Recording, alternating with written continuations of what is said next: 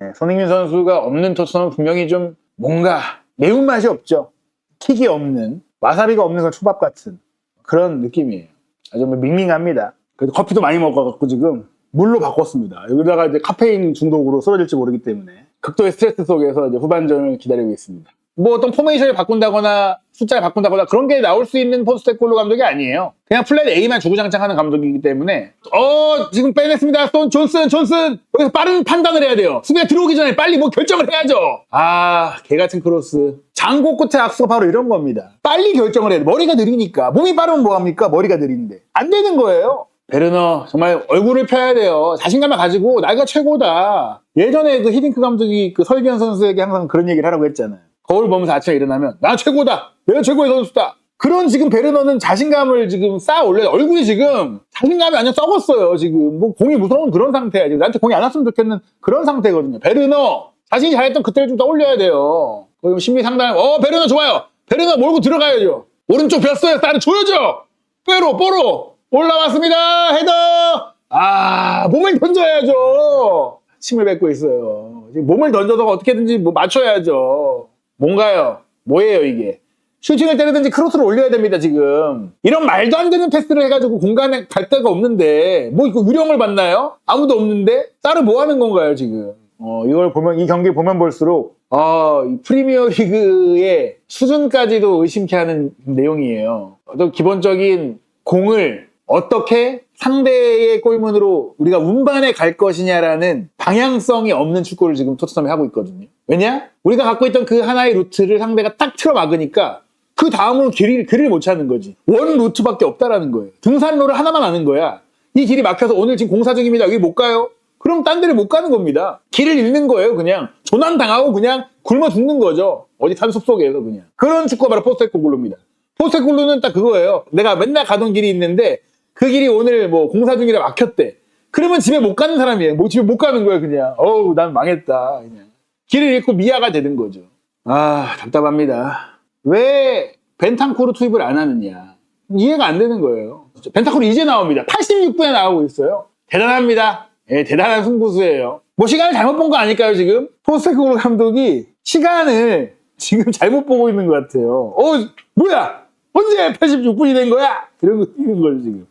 나도 깜짝했네, 진짜. 시간 가는 줄 몰랐어. 잠깐 잔 건가요, 지금? 경기 중에 있어서? 빨리 바꿨어야지 안 되는데. 정말 답답합니다, 포스테코글루 감독. 베르너 나쁘지 않아요, 교체로 나와서. 사실 거기서 벼락같이 슈팅을 한번 깜짝 놀랄만하게 때려줄 필요도 있어요.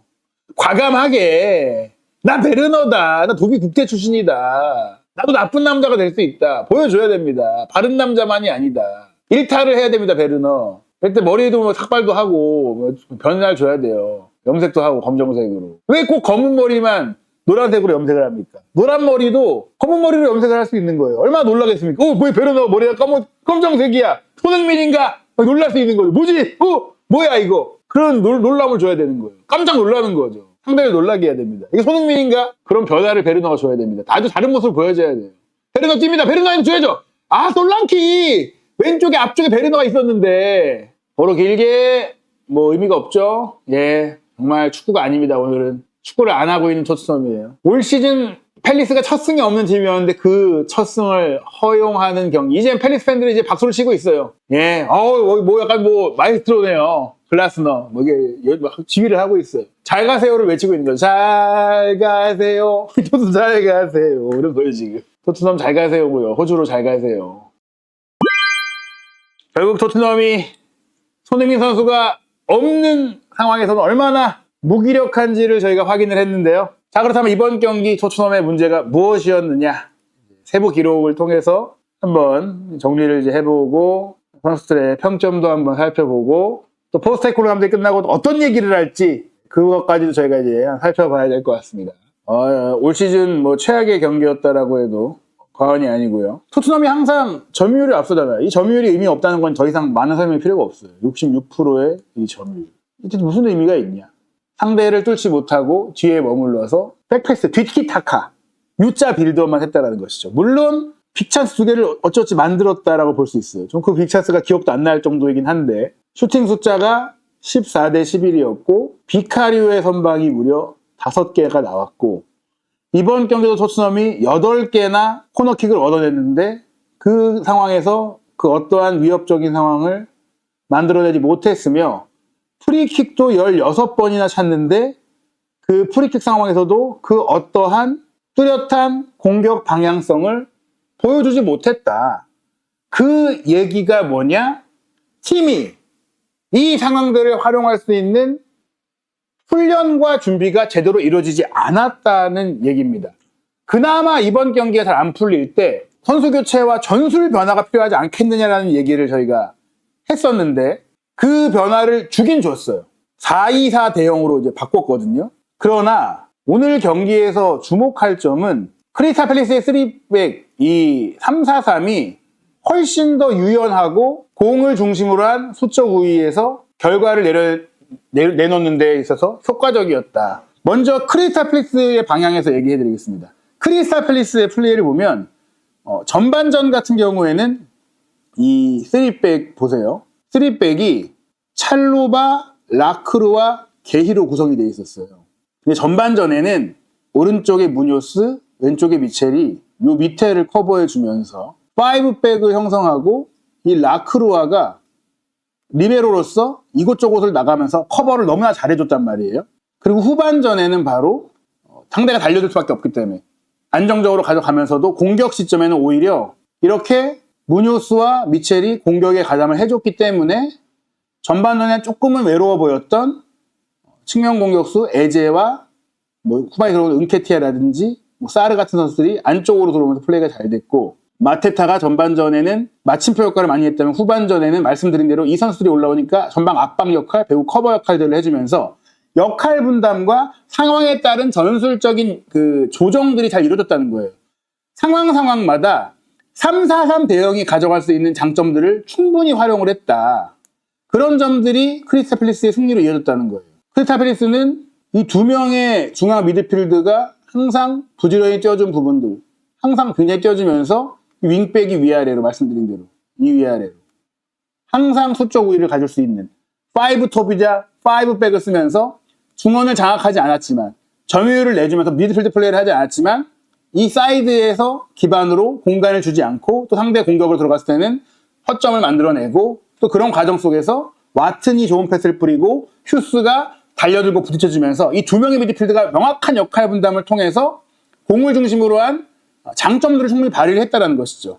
그런데 토트넘은 전반전에 그냥 원래 하던 그 플레이가 상대의 이 5백 수비에 철저하게 봉쇄당했고 후반전에는 베르너와 이 히샬리송을 투입을 했잖아요. 그러면서 클루세프스키와 메디슨을 뺐잖아요. 그로 인해 명확하게 이 미드필드를 생략한 축구를 한 거예요. 마지막에 와서야 벤탄쿠르를 투입을 하긴 했는데 결국 이 2명의 미드필드가 어떠한 명확한 계획도 없고 어떠한 명확한 역할 분담이 없는 채로 이 4명의 공격수에게 공을 던져놓고 알아서 하라는 축구를 했는데 그조차도 이 선수들이 위아래로 서로가 위아래로 내려와서 한 명은 올라가고 한 명은 내려와서 연계하는 그런 상하 움직임을 가져가는 투톱이 사이드 선수들에게 뭔가 기회를 연결해 주려고 했지만 이 유기성이 없다 보니까 서로의 호흡도 안 맞고 또 서로의 자신감도 없고 솔로 플레이도 안 되고 그러니까 대형을 바꿨지만 대형을 바꾼 이후에 세부적인 약속과 플레이가 없으니까 결국 상대를 흔들어내지 못한 겁니다. 그렇기 때문에 중요한 것은 글라스너 감독은 토트넘이 어떤 플레이를 잘하고 어떤 플레이를 하는 것을 어떻게 막을지에 대한 생각을 갖고 준비를 하고 나왔다면 토트넘은 그런 것 없이 원래 하던 대로 경기를 했는데 그게 안 풀렸을 때 전술을 바꿔봤지만 그 전술이 그냥 세부 전술 없이 대형만 바꿨기 때문에 통하지 않고 그리고 미드필드 라인에 경기를 풀어갈 경기장 위의 감독, 마에스트로가 없는 상태에서 비수마를 빨리 빼줬어야 되는데 그것조차도 거의 86분에 와서야 벤탄쿠르가 들어왔고 벤탄쿠르가 들어와서도 뭔가를 할 수 있는 상황이 거의 없었기 때문에 이 경기는 감독 싸움에서의 패배였다라고 봐야 될 것 같고요. 손흥민 선수가 있었다면은 손흥민 선수의 개인적인 경기 운영 능력을 통해서 뭔가 새로운 것들을 좀 보여줄 수 있었을 가능성도 있지만 이런 정도로 경기를 준비를 했다면 글라스너 감독이 손흥민 선수가 있었다고 하더라도 이 경기를 쉽게 풀 수 있었을까? 그런 생각이 들고 크리스탈 팰리스를 상대로 워낙 강해왔던 토트넘인데 그런 토트넘이 이 정도의 경기 내용을 보이면서 졌다라는 것은 이것은 다시 한번 포스테코글루 감독 체제를 유지해야 되느냐에 대한 근본적인 회의를 불러일으킬 수 있다. 뭐 이렇게 생각을 할 수가 있겠죠. 마크 스탯의 지금 기록도 업데이트가 됐기 때문에 저희가 좀 보여드리려고 하는데요. 먼저 하이 턴오버. 이날 경기에 주목할 점은 손흥민 선수라는 뒷공간을 혼자서 항상 위협하며 골을 넣을 수 있는 역습에 특화된 선수가 없으니 크리스탈 팰리스가 말씀드린 대로 좌우 윙백을 내려서 또 수비를 잘 커버했다라고 했음에도 전방 압박도 굉장히 활발하게 했다는 거예요.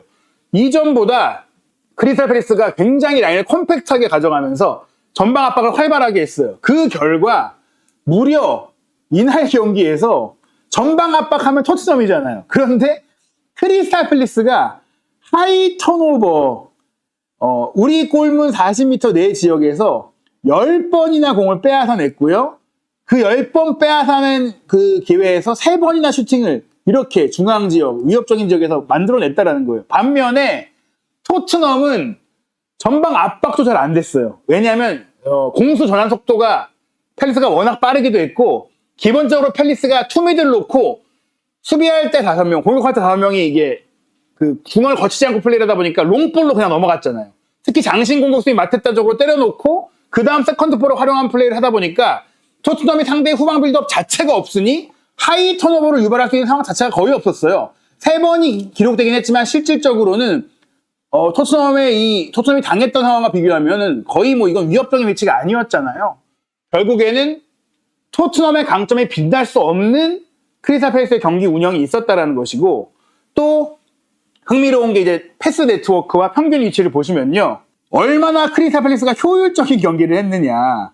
자, 딘 핸더슨과 나머지 선수들의 거리가 굉장히 넓잖아요. 라크루아의 평균 위치가 여기 있는 것은 후반전에 조금 많이 올라가서 수비를 했기 때문이에요. 전반전에는 이 뒤를 굉장히 많이 커버해줬어요. 라크루아가. 그리고 게히가 왼쪽 사이드 수비, 존슨이 있는 쪽을 완전히 틀어 막았었죠. 그리고 이제 찰로바가 27번인데 오른쪽 풀백 역할을 함께 해줬어요. 왜냐, 무뇨스가 공격 가담을 후반전에 많이 해줬기 때문에. 요 기록을 보시면 이 3백 수비가 이렇게까지 벌려있는 게 얼마나 새로운 모습이냐. 이 크리스탈 팰리스의 3백이 이렇게 형성되어 있는 거예요. 즉 찰로바는 조금 도전적인 수비를 하고, 게히가 왼쪽을 뒤에 후진하면서 플레이하고, 라크루아가 프리롤로 움직였다. 그 과정 속에서 미첼도 무뇨스도 공격과 수비를 함께 했고, 마테타가 이 위치에 나와 있을 정도로 부지런히 미드필드를 함께 뛰어줬다. 미드필드 라인을 함께 커버해줬다. 그리고 이스마일라 사르와 이제 에제가 윙투톱에 가깝게 움직여줬다. 이렇게 전술적인 역할 배분이 충분히 잘 돼 있고, 주목할 점이 결국에는 골문을 바라볼 수 있는 쪽에 선수들이 잘 자리를 잡고 있고, 상대 지역에 심지어 자리를 잡고 있다. 그런데 토트넘은 상대 지역에 넘어갈 수 있었던 선수, 평균적으로 무어가 그나마 뭔가를 해보려고 올라갔었죠. 온더볼 상황에서. 근데 결국 뚫지 못했죠. 그래서 크로스밖에 오는 게 없어요. 그 크로스가 나쁘진 않았지만 받아줄 선수들이 들어가줘야 되잖아요. 근데 없었다는 거죠. 솔랑키가 부지런히 뛰어주긴 했지만 골문 앞에서 위협적인 상황을 만들기는 어려웠었고, 존슨은 완전히 통제당했고, 클루세스키는 이날 완전히 상대의 미드필드와 윙백의 협력 수비에 에워싸여졌고, 전진이 안 됐어요. 상대가 전방 압박을 누르니까. 그 어느 때보다 토트넘이 수비 라인이 공격 지역으로 넘어가서 플레이할 때의 과감성을 보여주지 못했고, 앞서 얘기 드린 대로 이 하이 턴오버를 당하면서 풀백이 인버티드로 올라가기가 어려웠던 것이죠. 뭐 상대가 기술 좋은 윙포워드를 갖고 있기 때문이기도 하지만, 그러다 보니까 오늘 경기 토트넘은 포로가 그나마 많은 공격 기회를 창출해 보려고 했지만 그게 어떤 유효한 기억에 남는 장면으로 연결되지 못했고, 어떻게 보면 이제 에제를 통한 이 세트피스 공격이 빈도가 많을 정도로 이날 경기는 내용상 우리가 어떤 기억에 남는 양팀 모두 공격적인 장면들이 없었던 가운데 굉장히 실리적인 축구로 크리스탈 팰리스가 올 시즌의 첫 승을 가져간 경기였다. 토트넘은 어떻게 보면은 머리 없는 닭처럼 뛰는 그런 경기였다. 어떤 어디로 가고 뭘 만들어가고 경기장 위에 감독이 없었던 느낌. 그런데 경기장 위에 감독만이 아니라 이날 경기는 그냥 팀 자체가 이 경기 게임 플랜을 갖고 있는 감독이 있는 팀인가?